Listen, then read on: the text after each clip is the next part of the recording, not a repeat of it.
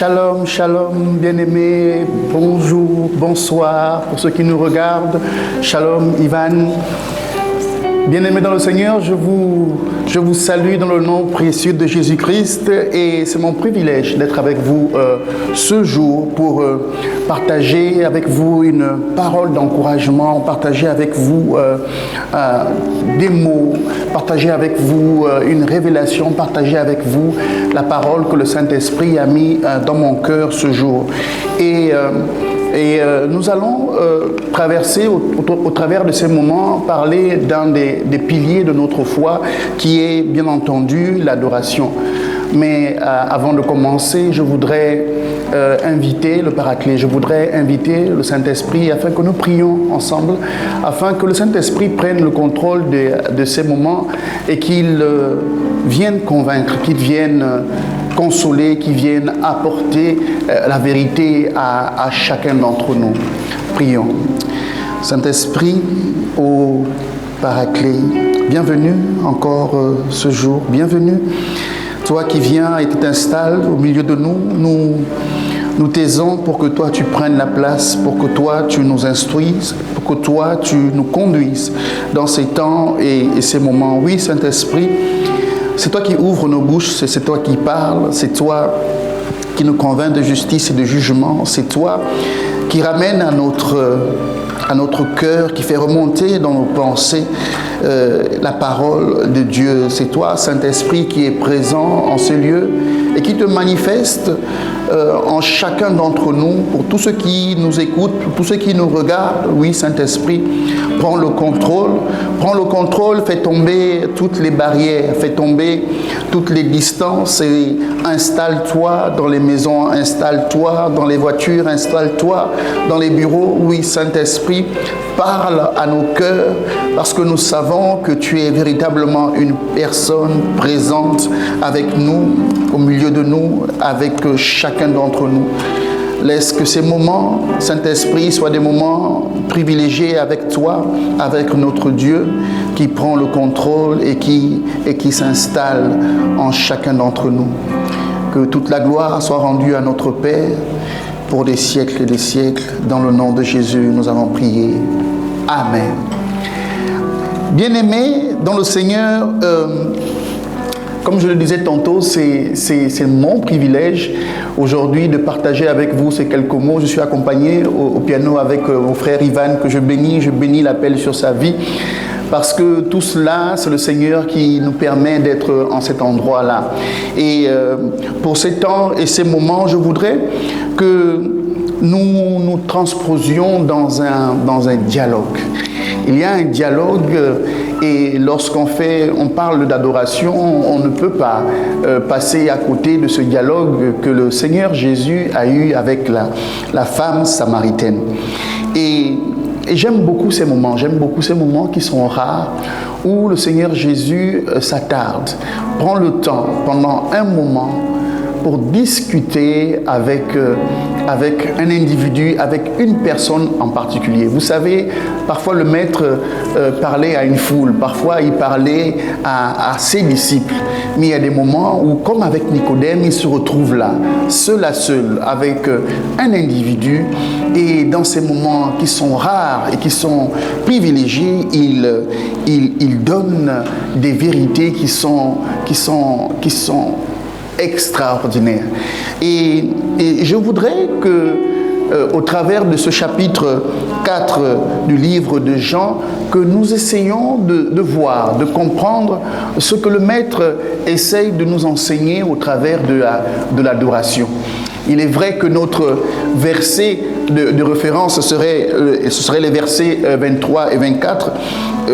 Je lis, mais l'heure vient, et elle est déjà là, où les vrais adorateurs adoreront le Père en esprit et en vérité. En effet, ce sont là les adorateurs que recherche le Père. Dieu est esprit, et il faut que ceux qui l'adorent en esprit et en vérité. Mais je pense que le texte, le chapitre dans son entièreté a tellement de révélations, tellement de choses à dire que nous pourrions passer une éternité à discuter davantage là-dessus. Mais je me souviens encore la semaine dernière, le pasteur Patrick Maloufa qui nous entretenait sur le cœur de l'adorateur. Et j'ai retenu pour ma part que l'adoration était véritablement un style de vie de l'adorateur. L'adoration, c'est véritablement notre raison d'être. Nous sommes nés en réalité pour l'adorer. Et notre vie, en réalité, doit refléter une vie d'adoration pour notre Seigneur. Je voudrais partager avec quelqu'un les mots du Maître au sujet de l'adoration et notamment de l'adorateur. Alors, il est essentiel de distinguer ces deux notions, l'adoration et l'adorateur, parce que ici il s'agit véritablement de l'adorateur. L'adoration n'est qu'une émanation de l'adorateur, mais le sujet sur lequel nous devons nous centrer, c'est l'adorateur. Il s'agit véritablement d'une personne et non d'une action. Il s'agit d'une personne et non d'une action. Et je crois qu'il est important que nous nous concentrons là-dessus.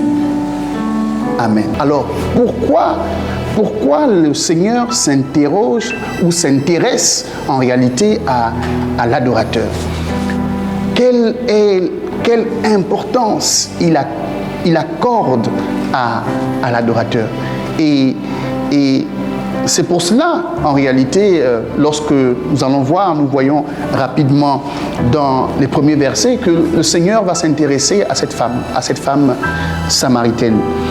Et d'ailleurs, elle est bien surprise. Elle est bien surprise de voir là un juif qui s'intéresse à elle en tant que femme samaritaine. Elle est surprise. Pourquoi cette femme est surprise? D'abord parce que, premièrement, elle est seule, là, à côté de ce puits, et toute seule, là, à cette époque, il n'est pas bon pour un homme de parler à une femme seule. Il n'est pas bon pour un homme de parler à une femme seule. Dans la coutume de l'époque, ça pouvait être interprété autrement. Deuxièmement, cette femme, c'est une femme samaritaine, et nous connaissons un peu l'histoire de la Samarie et des Juifs. Les Samaritains, c'est un peuple un peu croisé, c'est un peuple qui pratique du syncrétisme religieux. Ils adorent en même temps l'Éternel et en même temps ils adorent des dieux païens. Et d'ailleurs, ils ont été en son temps, dans le livre de Rois, châtiés pour cela. Et les Juifs les considéraient effectivement comme des peuples complètement bannis de l'Éternel. Et troisièmement, cette femme est une femme qui a eu 4 maris, et elle a un mari qui n'est pas le sien. Donc, a priori, elle a une vie un peu dissolue. Mais le Seigneur va s'intéresser à elle. Le Seigneur va s'intéresser à cette femme samaritaine. Et cette femme samaritaine, en fait, c'est un peu nous. Dans notre ancienne vie, c'est un peu nous, lorsque nous avions toutes ces tares, lorsque nous étions rejetés, c'est un peu nous, lorsque nous étions pécheurs, c'est un peu nous, lorsque nous étions dans notre ancienne vie. C'est aussi nous, maintenant, qui ne connaissons pas le Seigneur. Le Seigneur s'intéresse à vous qui ne connaissez pas le Seigneur. Le Seigneur s'intéresse à ceux-là qui sont rejetés. Le Seigneur s'intéresse à toutes ces personnes-là qui ne se considèrent pas dignes d'être appelées par le Seigneur. Cette femme samaritaine, c'est encore nous demain, dans notre évangélisation. Nous irons vers des personnes qui ne connaissent pas le Seigneur, mais qui intéressent aussi le Seigneur. Cette femme, c'est nous. c'est nous qui avons été jugés, c'est nous qui n'avons pas été jugés dignes de l'intérêt par d'autres personnes, mais le Seigneur s'intéresse véritablement à nous. Vous est-il déjà demandé, pourquoi moi, Seigneur? Pourquoi est-ce que le Seigneur s'intéresse à moi? Je crois que ça nous est déjà tous arrivé. Le Seigneur s'intéresse à chacun d'entre nous. Le Seigneur s'intéresse à nous à cause de lui, pas à cause de nous. Il s'intéresse à nous parce qu'il nous aime. Parce que l'essence de l'amour, en réalité, c'est lui qui le détient. C'est lui qui détient cette essence d'amour, c'est lui qui nous a aimés le premier. Et c'est la raison pour laquelle il s'intéresse à nous, parce qu'il nous aime. Le Seigneur se présente comme un cadeau de Dieu, comme une eau vive. Et en réalité, le Seigneur va recentrer le débat sur lui. Alors que la femme est centrée sur cette eau à boire, le Seigneur va dire, si tu savais ce que moi je suis, en réalité, tu ne demanderais pas de cette eau. C'est là toute l'histoire de l'adorateur. L'adorateur doit être centré sur le Christ. L'adorateur ne doit pas être centré sur autre chose, il doit être centré sur le Christ. Il ne doit pas détourner ses pensées. Nos yeux, notre amour, notre cœur, notre âme doit être centré sur le Seigneur. Souvent, nous adorons le Seigneur et nos idées sont ailleurs. Nous sommes centrés sur le puits. Nous sommes centrés sur autre chose. Et le Seigneur nous dit, si tu connaissais le don de Dieu, et qui est celui qui te dit, donne-moi à boire, tu lui aurais toi-même demandé à boire et il t'aurait donné de l'eau vive. L'adorateur doit être centré sur le Christ bien-aimé. L'adorateur doit être centré sur le Christ. Et à la suite de cette conversation, le Seigneur va parler au cœur de cette femme. Il va entrer dans le secret de la femme samaritaine. Il va mettre à découvert ce qui est caché. Il va dire à cette femme, va chercher ton mari. Et cette femme va lui dire, non, mais je n'ai... tu as raison de dire, je n'ai point de mari. Elle va dire, je n'ai point de mari. Et Jésus va lui dire, tu as raison de dire que tu n'as point de mari, car tu as eu 5 maris, et celui que tu as maintenant n'est pas ton mari. Bien-aimé, dans l'adoration, l'adorateur n'a pas de secret. Dans l'adoration, l'adorateur est à découvert, il est à ciel ouvert. Dans l'adoration, bien-aimé, l'adorateur doit se livrer entièrement, exposer son péché, le crucifier à la croix et le confesser à Christ comme la femme samaritaine. Bien-aimé, c'est cela le sens de la vérité. Lorsque le Seigneur dit que nous devons l'adorer en esprit et en vérité, la vérité est bien là. La vérité, c'est que l'adorateur ne doit pas venir faire semblant. L'adorateur doit s'approcher de son maître et se livrer totalement, sans secret. Doit confesser entièrement ce qu'il est, connaissant son statut de pécheur. Et c'est d'ailleurs la raison pour laquelle le Seigneur vient vers lui, parce qu'il sait qu'il est pécheur.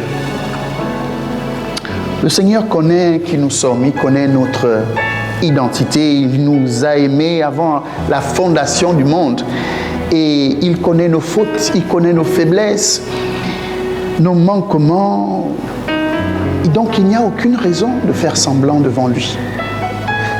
Il n'y a aucune raison de faire semblant devant le Seigneur. L'adorateur doit être vrai, il doit être sincère. Notre adoration doit être véritable. Devant la vérité, la femme samaritaine s'est livrée devant Dieu. La femme samaritaine va complètement se mettre, dirait-on, à nu. Et elle va confesser sa faute. Et du fond de son cœur, du fond de son cœur, la femme samaritaine va exposer son inquiétude de toujours. La femme samaritaine va exposer son inquiétude de toujours. La femme samaritaine va se poser la question où il faut adorer. Elle va demander au maître, mais où devons-nous adorer? Et le maître va répondre, à la femme samaritaine.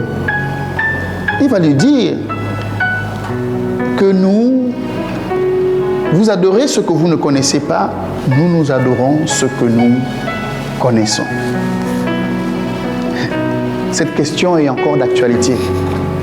Cette question, plusieurs d'entre nous se la posent encore aujourd'hui. Quand est-ce irons-nous adorer? Où devrait-on aller adorer?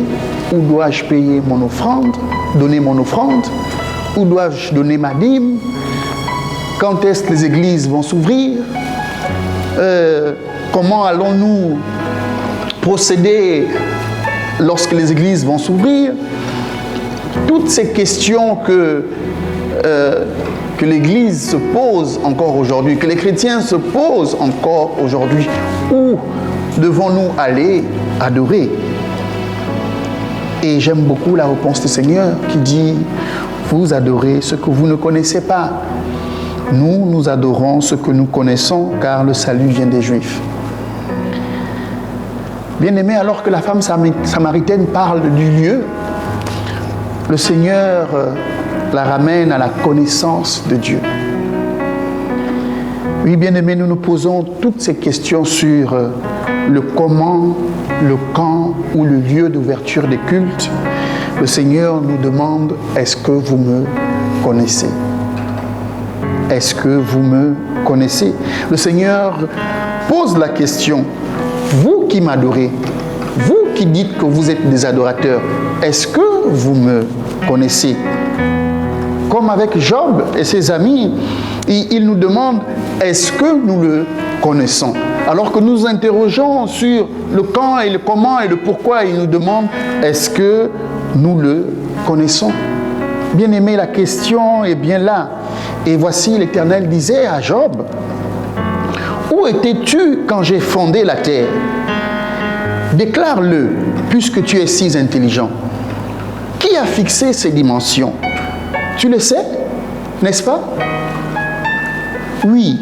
Qui a déplié le ruban à mesurer sur elle? Sur quoi ces bases reposent-elles? Ou qui a posé la pierre angulaire? Alors que les étoiles du matin éclataient ensemble en chants d'allégresse et que tous les fils de Dieu poussaient des cris de joie, qui a bloqué la mer avec des portes quand, dans son jaillissement, elle est sortie du ventre maternel? Quand j'ai fait des nuages son habit et de l'obscurité ses langes, quand je lui ai fixé des limites et imposé verrous et portes, quand j'ai dit « tu pourras venir jusqu'ici, tu n'iras pas plus loin », ici s'arrêtera l'orgueil de tes vagues. Depuis que tu existes, as-tu donné des ordres au matin? As-tu montré sa place à l'aurore? Bien-aimé, ce sont toutes ces questions que le Seigneur posait à Job. Et Job va dire à la fin, mais mes yeux te voyaient trop petit. Mes yeux te voyaient trop petit. Le Seigneur veut nous montrer à quel point il est grand. Le Seigneur veut nous montrer à quel point est sa grandeur. Et devant une si grande, une immensité, l'homme n'a pas d'autre choix que de s'incliner et adorer son Dieu. Que pouvons-nous répondre à toutes ces questions, si ce n'est nous incliner et adorer l'Éternel? Voyez-vous, bien-aimés, lorsque le Seigneur vient sur la terre, c'est pour nous faire connaître le Père. Lorsque le Christ arrive sur la terre, c'est pour nous faire connaître le Père. D'ailleurs, il disait à Philippe, « Il y a si longtemps que je suis avec vous et tu ne me connais pas. » Philippe, celui qui m'a vu, a vu le Père. Comment peux-tu me dire, montre-nous le Père? Ne crois-tu pas que je suis dans le Père et que le Père est en moi? Les paroles que je vous dis, je ne les dis pas de moi-même. C'est le Père qui vit en moi, qui fait lui-même ses œuvres. Toute la question qui se pose à l'adorateur, c'est de savoir, est-ce que je connais mon Dieu? Est-ce que je mesure sa grandeur? Est-ce que je mesure son immensité? Quel Dieu merveilleux, il dit, qui se laisse trouver par celui qui le cherche. Bien-aimé, l'adorateur, c'est celui qui ne cesse de rechercher son Dieu. Il veut passer du temps avec lui. Vous voyez, le monde est rempli de religions qui adorent. Le monde est rempli de religions qui adorent des dieux. Des dieux qui n'ont pas de bouche, ou du moins des dieux qui ont des bouches, mais qui ne parlent pas. Des dieux qui ont des yeux, mais qui ne voient pas. Des représentations, des statuettes. Toutes les religions font des actes d'adoration. Mais nous, chrétiens, nous avons la grâce que notre Dieu s'est fait homme, il est descendu sur la terre pour que nous puissions le voir, pour que nous puissions véritablement l'entendre, pour que nous puissions parler avec lui, de sorte que nous puissions dire, nous avons vu notre Dieu, nous avons vu notre Dieu, nous le voyons et nous connaissons celui que nous adorons. Nous sommes les seuls sur cette terre à pouvoir le dire, nous connaissons le Dieu dont nous parlons. Bien-aimés, alors que les autres se construisent des temples, alors que les autres cherchent des endroits spécifiques pour aller adorer, l'adorateur véritable ne cherche pas un Dieu. L'adorateur véritable, où qu'il se trouve, fléchit les genoux et adore son Dieu. Nous adorons, bien-aimés, celui que nous connaissons. Et là, lorsque la femme se rend compte qu'elle a en face d'elle le Dieu véritable, lorsqu'elle comprend, lorsqu'elle a compris que c'est Jésus le Messie, elle va dire au Seigneur, ne bouge pas de là, je vais aller chercher les autres. Je vais aller annoncer la bonne nouvelle que j'ai vu le Messie, j'ai vu le Dieu que nous devons adorer. Et lorsqu'ils vont arriver, ils vont dire, ce n'est plus seulement à cause de ce que tu as dit que nous croyons, car nous l'avons entendu de nous-mêmes et nous savons qui est vraiment le Messie, le Sauveur du monde. Alléluia, bien-aimé, c'est pourquoi tu ne dois pas te priver d'adorer le Seigneur.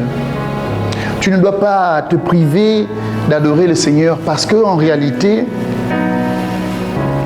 l'adoration, c'est l'évangélisation. En réalité, lorsque tu adores, tu évangélises.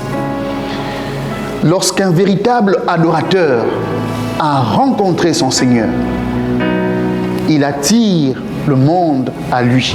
Les gens voient l'adoration, les gens entendent notre adoration, les gens se disent, mais il n'est pas possible que ce véritable adorateur soit tout seul.